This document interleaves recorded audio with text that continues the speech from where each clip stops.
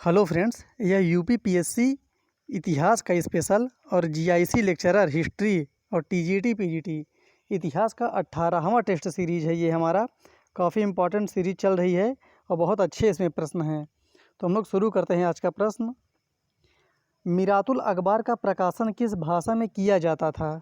मीरातुल अखबार का प्रकाशन किस भाषा में किया जाता था?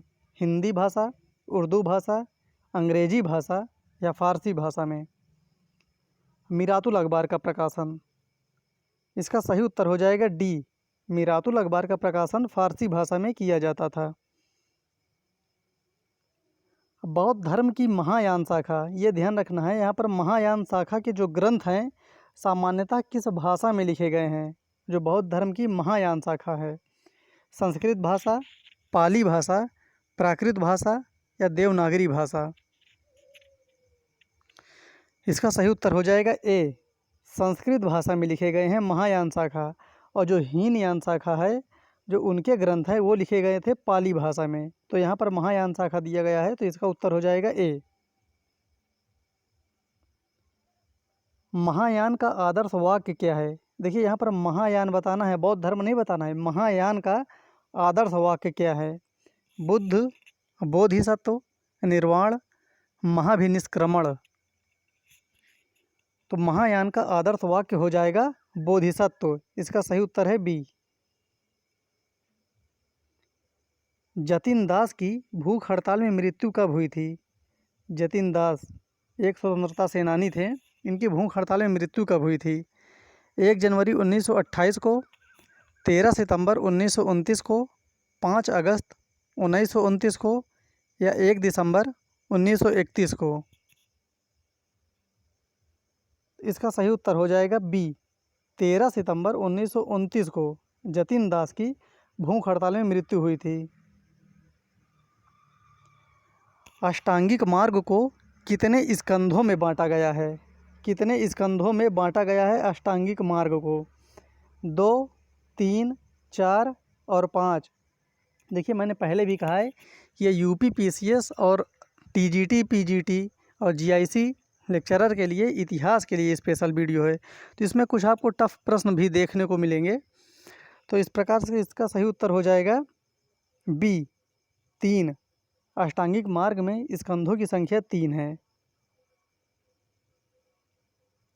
बौद्ध दर्शन के बारे में कौन सा कथन असत्य है? बौद्ध दर्शन के बारे में, यह अनीश्वरवादी था, यह अनात्मवादी था, इसमें पुनर्जन्म की मान्यता थी, भगवती सूत्र एक बौद्ध ग्रंथ है। इन चारों में से कौन सा कथन असत्य है, ये बताना है। तो इसका सही उत्तर हो जाएगा डी। भगवती सूत्र एक बौद्ध ग्रंथ है। ये गलत है, क्योंकि ये एक जैन ग्रंथ है। भगवती सूत्र एक जैन ग्रंथ है, बाकी ये तीनों सही है। तो इसका उत्तर हो जाएगा डी। महान जैन तीर्थंकर विमलनाथ का प्रतीक है। देखिए जो उनके 24 तीर्थंकर हैं, सबका कोई न कोई एक प्रतीक है। तो इसमें विमलनाथ का प्रतीक क्या है? वाराह, मकर, अश्व, कपि। तो विमलनाथ का प्रतीक चिन्ह हो जाएगा वाराह। इसका सही उत्तर है ए। तृतीय सविनय अवज्ञा आंदोलन कब प्रारंभ हुआ था? तृतीय सविनय अवज्ञा आंदोलन का डेट बताना है। 1 जनवरी 1931, 1 जनवरी 1932, 3 मार्च 1932, 20 अगस्त 1932। इसका सही उत्तर हो जाएगा बी। 1 जनवरी 1932 से तृतीय सविनय अवज्ञा आंदोलन प्रारंभ हुआ था। जैन धर्म के उपदेश, भिक्षुओं के कर्तव्य और विहार के जीवन नियम आदि का वर्णन किसमें किया गया है? छेद सूत्र, प्रकीर्ण, मूल सूत्र, उपांग। इसका सही उत्तर हो जाएगा सी। मूल सूत्र में किया गया है।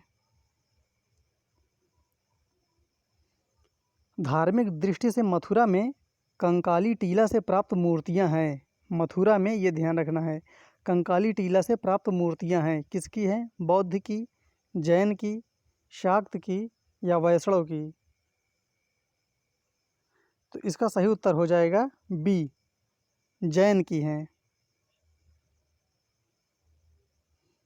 बौद्ध धर्म के किस निम्नांकित मत का उद्भव 7वीं शताब्दी ईस्वी के आसपास हुआ है? बौद्ध धर्म के कौन सा मत उस समय उद्भव हुआ है? थेरवाद, हीनयान, महायान या वज्रयान? हुआ तो चारों है, लेकिन ये बताना है 7वीं शताब्दी ईसा पूर्व में। बहुत इंपॉर्टेंट प्रश्न है ये। इसका सही उत्तर हो जाएगा डी, वज्रयान का उद्भव 7वीं शताब्दी ईसा पूर्व में हुआ है। जैन दर्शन का निम्नांकित के निकट का साम्य है। जैन दर्शन किसके निकट है? वेदांत, सांख्य, वैशेषिक, योगाचार? इसका सही उत्तर हो जाएगा बी, सांख्य। जैन दर्शन सांख्य के निकट माना जाता है। मौर्य काल में गूढ़ पुरुष किसको कहा गया है? ये प्रश्न आईएएस में भी आ चुका है और पीसीएस में भी आ चुका है, दोनों एग्जामों में। बहुत इंपॉर्टेंट प्रश्न है ये। गूढ़ पुरुष किसको कहा गया है मौर्य काल में? गुप्तचरों को, राज्य की देखभाल करने वालों को, सड़क व्यवस्था देखने वाले को या व्यापार व्यवस्था देखने वाले को? इसका सही उत्तर हो जाएगा ए, गुप्तचरों को गूढ़ पुरुष कहा जाता था मौर्य काल में। स्थानिक मौर्य काल का प्रमुख अधिकारी है जो होता था, ये भी बहुत इंपॉर्टेंट प्रश्न है। स्थानिक किसको कहते थे? ये एक अधिकारी था मौर्य काल का। इसका कार्य क्या था? जिले और ग्राम के बीच का प्रमुख अधिकारी, राजस्व वसूल करने वाला अधिकारी, भूमि की पैमाइश करने वाला अधिकारी या न्यायाधीश? स्थानिक किसको कहा जाता था? इसका भी सही उत्तर हो जाएगा ए, जिले और ग्राम के बीच का प्रमुख अधिकारी स्थानिक कहलाता था मौर्य काल में।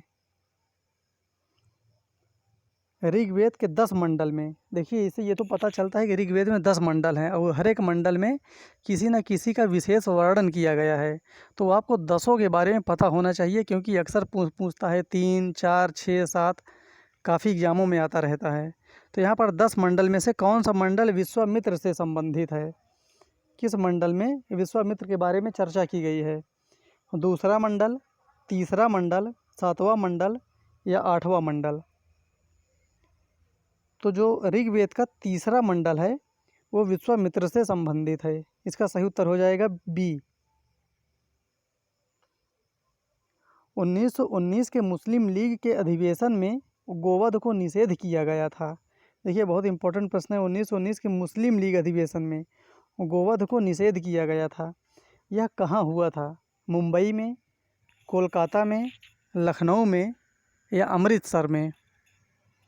तो मुस्लिम लीग का अधिवेशन 1919 में हुआ था अमृतसर में। इसका उत्तर हो जाएगा डी।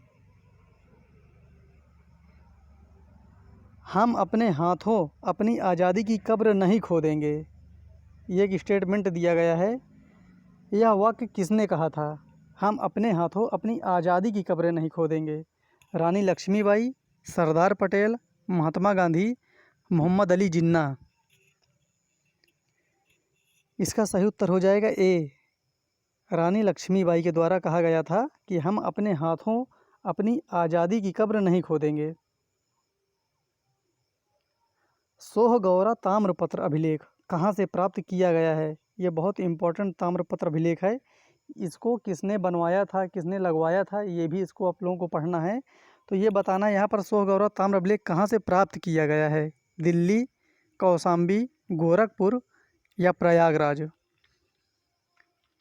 इसका सही उत्तर हो जाएगा सी, गोरखपुर से।